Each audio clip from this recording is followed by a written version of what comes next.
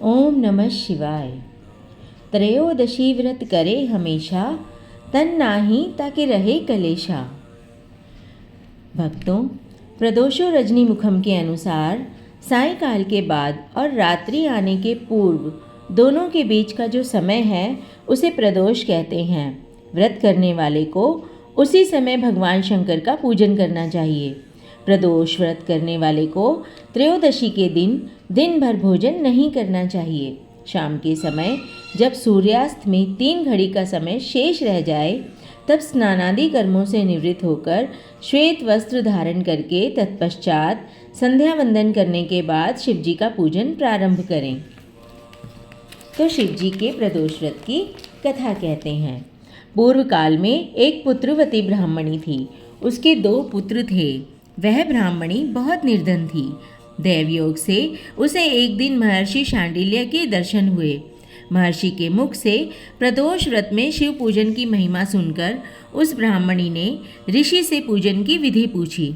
उसको श्रद्धा और आग्रह से ऋषि ने उस ब्राह्मणी को शिव पूजन का उपयुक्त विधान बतलाया और उस ब्राह्मणी से कहा, तुम अपने दोनों पुत्रों से शिव की पूजा करवाओ। इस व्रत के प्रभाव से तुम्हें 1 वर्ष के पश्चात पूर्ण सिद्धि प्राप्त होगी। उस ब्राह्मणी ने महर्षि शांडिल्य के वचन सुनकर उन बालिकों के सहित नतमस्तक होकर मुनि के चरणों में प्रणाम किया और बोली, हे ब्राह्मण, आज मैं आपके दर्शन से धन्य हो गई हूँ। मेरे ये दोनों कुमार आपकी शरण में हैं। यह शुचि व्रत मेरा पुत्र है और यह राजसूत मेरा धर्म पुत्र है। ये दोनों बालक आपके सेवक हैं। आप मेरा उद्धार कीजिए। उस ब्राह्मणी को शरणागत जानकर मुनि ने मधुर वचनों द्वारा दोनों कुमारों को शिवजी की आराधना विधि बताई। तदंतर वे दोनों बालक और ब्राह्मणी मुनि को प्रणाम कर शिव मंदिर में चले गए। उस दिन से वे दोनों बालक मुनि के कथानुसार नियम पूर्वक प्रदोष काल में शिवजी की आराधना करने लगे। पूजा करते हुए उन दोनों को 4 महीने बीत गए। एक दिन राजसूत की अनुपस्थिति में शुचिव्रत स्नान करने नदी किनारे चला गया और जल क्रीड़ा करने लगा। संयोग से उसी समय उसे नदी की तलहटी में चमकता हुआ धन का बहुत बड़ा कलश दिखाई दिया। उस धन पूरित कलश को देखकर शुचिव्रत बहुत ही प्रसन्न हुआ। उस कलश को वह सिर पर रखकर ले आया। कलश को भूमि पर रखकर वह अपनी माता से बोला, हे माता, शिवजी की महिमा तो देखो। भगवान ने इस घड़े के रूप में अपार संपत्ति दे दी है। उसकी माता घड़े को देखकर आश्चर्य करने लगी और राजसूत को बुलाकर कहा, बेटे, मेरी बात सुनो। तुम दोनों उस धन को आपस में आधा आधा बांट लो। माता की बात सुनकर शुचिव्रत अत्यंत प्रसन्न हुआ, परंतु राजसूत ने अपनी असहमति प्रकट करते हुए कहा कि हे माँ, यह धन तेरे पुत्र के पुण्य से उसे प्राप्त हुआ है। मैं इसमें किसी प्रकार का हिस्सा लेना नहीं चाहता, क्योंकि अपने किए हुए कर्म का फल मनुष्य स्वयं ही भोगता है। इस प्रकार शिव पूजन करते हुए एक ही घर में उन्हें 1 वर्ष व्यतीत हो गया। एक दिन राजकुमार ब्राह्मण के पुत्र के साथ वसंत ऋतु में वन विहार करने के लिए गया। वे दोनों जब साथ साथ वन में बहुत दूर निकल गए तो उन्हें वहां पर सैकड़ों गंधर्व कन्याएं खेलती हुई दिखाई पड़ी। ब्राह्मण कुमार उन गंधर्व कन्याओं को क्रीड़ारत देखकर राजकुमार से बोला, यहाँ पर कन्याएं विहार कर रही हैं, इसलिए हम लोगों को अब और आगे नहीं जाना चाहिए, क्योंकि ये गंधर्व कन्याएं शीघ्र ही मनुष्यों के मन को मोहित कर लेती हैं। इसलिए मैं तो इन कन्याओं से दूर ही रहूँगा। परंतु राजकुमार उसकी बात अनसुनी कर कन्याओं के विहार स्थल में निर्भीक भाव से अकेला ही चला गया। उन सभी गंधर्व कन्याओं में प्रधान सुंदरी उस आए हुए राजकुमार को देखकर मन में विचार करने लगी कि कामदेव के समान सुंदर रूप वाला यह राजकुमार कौन है। उस राजकुमार के साथ बातचीत करने के उद्देश्य से उस सुंदरी ने अपनी सखियों से कहा, सखियों, तुम लोग निकट के वन में जाकर उस वन में अशोक, चंपक, मौलसिरी आदि के ताजे फूल तोड़ लाओ। तब तक मैं तुम्हारी प्रतीक्षा में यहीं रुकी रहूंगी।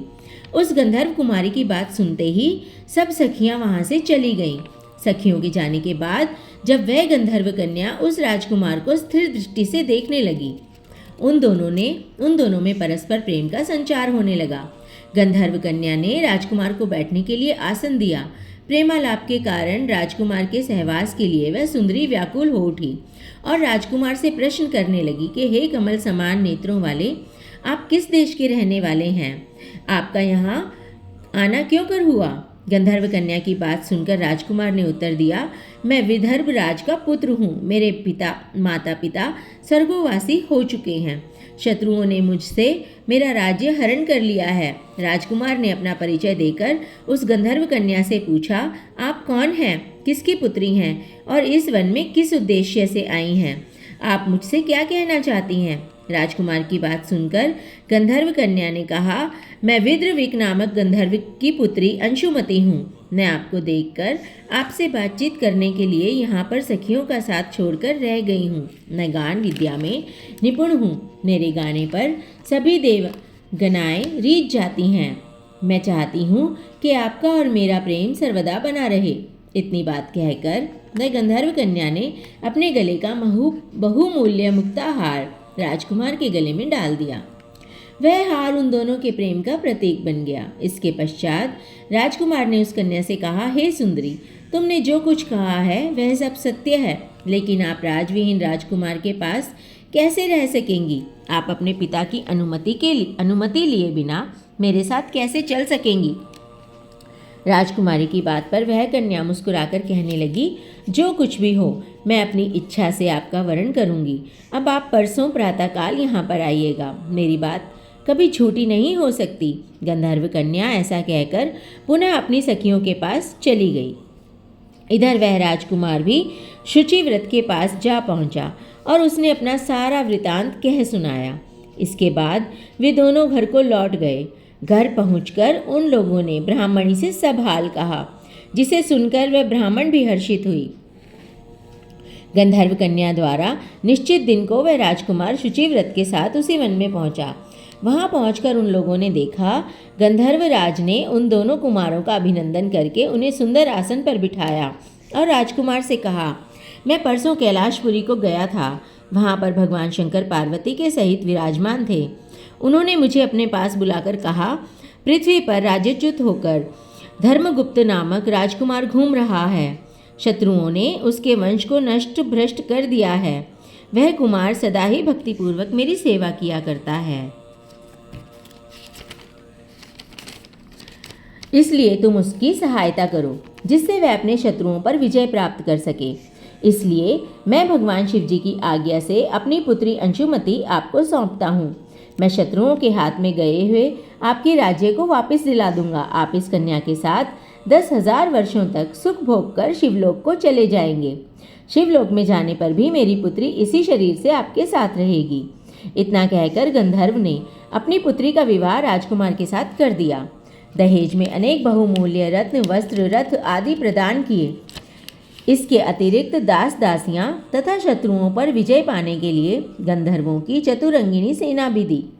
राजकुमार ने गंधर्वों की सहायता से शत्रुओं को नष्ट कर दिया और वह अपने नगर में प्रविष्ट हुआ। मंत्रियों ने राजकुमार को सिंहासन पर बैठाकर राज्याभिषेक किया। अब वह राजकुमार राजसुख भोगने लगा। जिस दरिद्र ब्राह्मणी ने इसका पालन पोषण किया था, उसे ही राजमाता के पद पर आसीन किया गया। वह शुचिव्रत ही उसका छोटा भाई बना। इस प्रकार प्रदोष व्रत में शिव पूजन के प्रभाव से वह राजकुमार दुर्लभ व्रत को प्राप्त हुआ। जो मनुष्य प्रदोष काल में अथवा नित्य ही इस कथा को श्रवण करता है, वह निश्चय ही सभी कष्टों से मुक्त हो जाता है और अंत में वह परम पद का अधिकारी बन जाता है। इसी प्रकार जब भी यदि किसी मास में त्रयोदशी सोमवार के दिन आए तो उसे सौम्य अथवा सोम प्रदोष कहते हैं। सोम प्रदोष का महात्म्य अन्य दिनों में आने वाली त्रयोदशी से अधिक होता है, क्योंकि सोमवार शिव पूजा का विशेष दिन है। इसकी महत्ता इसलिए भी है क्योंकि अधिकांश लोग अभीष्ट फल की प्राप्ति के लिए यह व्रत नियमित रूप से करते हैं, जब तक इच्छित फल की प्राप्ति ना हो जाए। प्रदोष व्रत की विधि और उद्यापन कर्म उसी प्रकार से करने चाहिए जैसे अन्य प्रदोष व्रतों में करते हैं। प्राचीन समय में किसी नगर में एक वैश्य रहता था। वह वैश्य बहुत ही धनी था। उसे किसी बात का कष्ट न था, परंतु उसके पास विशाल वैभव होते हुए भी कोई संतान न थी। जिसके कारण वह वैश्य हमेशा दुखी रहा करता था। वैश्य भगवान शिव का अनन्य उपासक था। प्रत्येक सोमवार को वह शिव जी की पूजा तथा व्रत किया करता था। सोमवार के दिन सायंकाल वह शिव मंदिर में दीपक जलाता तथा उन्हें अनेक प्रकार के व्यंजन अर्पित कर दिया करता था। इसके बाद पत्नी सहित भगवान का प्रसाद ग्रहण करता था। उस वैश्य के भक्ति भाव को देखकर पार्वती जी दयाद्र हो गईं और शिवजी से बोली, हे शिवजी, यह वैश्य प्रति सोमवार को आपका पूजन कितनी श्रद्धा से करता है, आप इसकी संतानहीनता को दूर क्यों नहीं करते। पार्वती जी की बात सुनकर शिवजी ने कहा, हे देवी, इस वैश्य को संतान न होना इसके पूर्व जन्म का फल है और वह अपने कर्मों का फल भुगत रहा है। पार्वती जी ने कहा, हे भगवान, यदि आप अपने भक्तों का कष्ट दूर नहीं करेंगे तो भक्तजन आपकी पूजा और आराधना क्यों करेंगे, इसलिए आप उसे अवश्य ही पुत्रवान बनाइए। पार्वती जी के उत्तर में शिवजी ने कहा, हे देवी, मैं तुम्हारे आग्रह से उसे पुत्र प्राप्ति का वर देता हूँ, परंतु इसके भाग्य में पुत्र सुख न होने से वह पुत्र केवल 12 वर्ष तक ही जीवित रह सकेगा। कुछ काल के अनंतर भगवान की कृपा से वैश्य पत्नी गर्भवती हुई और 10वें मास में उसे पुत्र रत्न की प्राप्ति हुई। पुत्र उत्पन्न होने से वणिक के घर में अत्यंत आनंद मनाया गया, परंतु फिर भी वह वणिक निश्चिंत न हो सका, क्योंकि वह जानता था कि वह पुत्र केवल 12 वर्ष तक ही मेरे साथ रहेगा। इस प्रकार आनंद मंगल में 11 वर्ष का समय बीत गया। एक दिन उसकी माता ने पति से पुत्र के विवाह के लिए आग्रह किया। वणिक ने अपनी पत्नी से कहा, अभी विवाह की क्या चिंता है, अभी तो मैं इसे काशी में विद्याधन के लिए भेजना चाहता हूँ। पत्नी से ऐसा कहकर उस वणिक ने लड़के के मामा को बुलाया और उसे अत्यंत धन देकर कहा, तुम अपने इस भांजे को पढ़ाने के लिए काशी ले जाओ, परंतु एक बात याद रखना कि मार्ग में ब्राह्मणों को भोजन दक्षिणा देते तथा यज्ञ करते हुए जाना। इस प्रकार घर से दोनों विदा होकर रास्ते में ब्राह्मणों को भोजन दक्षिणा देते तथा यज्ञ करते हुए नगर में पहुंच गए। संयोग से उस नगर के राजा की कन्या का विवाह उसी दिन था। कन्या अत्यंत सुंदरी तथा सुलक्षणा थी, परंतु जिस राजकुमार से विवाह होने वाला था वह एक कांक का काना था। वर के पिता को इस बात की बहुत चिंता थी। जब उसने वाणिक के उस सुंदर पुत्र को देखा तो उसने उसके मामा से कहा, यदि आप अपने भांजे को कुछ समय के लिए मुझे दे देवें तो आपकी बड़ी कृपा होगी। विवाह के पश्चात मैं इसे आपके पास वापस भेज दूंगा और आपको बहुत सा धन दूंगा। वर के पिता के इस प्रस्ताव से वह सहमत हो गया और अपने भांजे को नकली वर बनाकर विवाह मंडप में भेज दिया। परंतु जब वणिक पुत्र सिंदूर दान करके वापस लौटने लगा तो उसने राजकुमारी की साड़ी के एक छोर पर लिख दिया कि हे प्रिय, तुम्हारा विवाह मुझ वैश्य पुत्र के साथ हुआ है। अब मैं पढ़ने के लिए काशी जा रहा हूँ। अब तुम्हें एक नकली वर के साथ विदा होना पड़ेगा जो कि एक आंख से काना है और तुम्हारा पति नहीं। इतना लिखकर वह वैश्य पुत्र चला गया। विदाई के समय जब राजकुमारी ने अपनी साड़ी पर वणिक पुत्र द्वारा लिखित बात पढ़ी तो उसने राजकुमार के साथ जाना अस्वीकार कर दिया और उत्तर में कहा, यह मेरा पति नहीं है, मेरा पति तो वैश्य पुत्र है जो इस समय पढ़ने के लिए काशी गया है। राजकुमारी की बात सुनकर उसके माता पिता सोच में पड़ गए और वर के पिता द्वारा किए गए छल से दुखी हुए और कन्या का विदा न किया। बारात खाली हाथ वापस लौट गई। उधर वे दोनों वाणिक काशी पहुंच गए और वहां जाकर वाणिक पुत्र विद्याधन तथा उसका मामा यज्ञ संपादन में लगा। इस प्रकार कुछ ही दिनों बाद लड़के के 12 वर्ष पूरे हो गए। उस दिन यज्ञ हो रहा था। लड़के ने अपने मामा से कहा, आज मेरी तबीयत ठीक नहीं जान पड़ रही है, इसलिए मैं सोने के लिए जा रहा हूँ। थोड़ी देर बाद आकर जब मामा ने देखा तो अपने भांजे को मृत अवस्था में पाया, जिससे वह बहुत दुखी हुआ। परंतु उधर यज्ञ कार्य चल रहा था, इसलिए यज्ञ भंग होने के भय से मौन ही रहा। जब यज्ञ की पूर्णाहुति हो गई और सभी ब्राह्मण वहां से चले गए तो वह जोरों से विलाप करने लगा। उसी समय दैव यज्ञ से पार्वती जी के साथ शिवजी उधर से आ निकले। उस विलाप को सुनकर पार्वती का मन दयाद्र हो उठा और वह शिवजी से बोली, हे भगवान, आपके वरदान से उत्पन्न बालक मृत हो चुका है, इसका क्या कारण है। शिवजी बोले, हे देवी, यह बालक अपनी पूरी आयु समाप्त कर चुका और अब मृत्यु को प्राप्त हो गया है, इसमें मैं क्या कर सकता हूँ। पार्वती जी ने कहा, हे शिव जी, आपने जिस प्रकार कृपा करके इसे 12 वर्ष की आयु दी, उसी प्रकार अनुग्रह करके इसे जीवन की पूरी आयु प्रदान कीजिए, नहीं तो वह वैश्य इसके साथ वियोग में अपने प्राण छोड़ देगा। पार्वती जी के आग्रह से शिवजी ने उस बालक को जीवन दान दिया और स्वयं पार्वती जी सहित शिवलोक चले गए। इधर शिवजी से वरदान पाकर वह बालक जी उठा और कुछ दिनों बाद अपने मामा के साथ अपने नगर को प्रस्थान किया। वहाँ से चलकर पुनः उसी नगर में आया जहाँ उसका विवाह राजकुमारी के साथ हुआ था। वहाँ उसने यज्ञ कराकर ब्राह्मणों को भोजन दक्षिणा दिया। ब्राह्मणों द्वारा राजा को यह सूचना मिली कि काशी से एक वैश्य पुत्र आया है जो ब्राह्मणों को भोजन दक्षिणा दे रहा है।